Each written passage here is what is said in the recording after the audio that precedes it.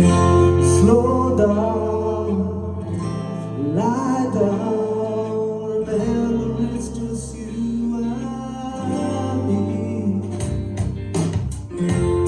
Don't sail out, bow out, remember how this used to be. But I just want you closer, is that alright? Baby, let's get closer tonight. So grant my last request and just let me hold you. Don't shrug your shoulders, but lay down beside me. And sure, I can accept that we're going nowhere. But one last time, let's go there and lay down beside me. I'm about to wander down that runaway road, yeah. And I realize all about your lies, but I'm no wiser than I was before. And I just want you closer, is that alright? Baby, let's get closer, we can do it tonight.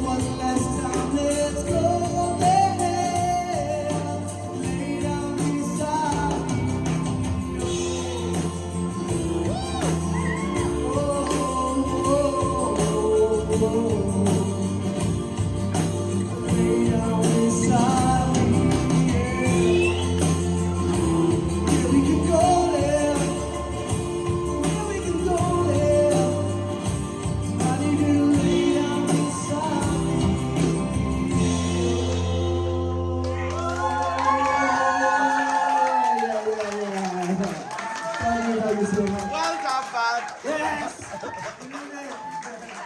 Oh. Well done, Phoenix. Bella, what do you think of Phoenix? Do you know, I didn't even write anything down. I was so into that. I would literally come play and see you. You should be out gigging our head. You should have your own band behind you. I just seen you with like your own band. You are a true performer, and I just didn't stop smiling when you had a whole room in your fingertips. Like literally, you are awesome. Well done.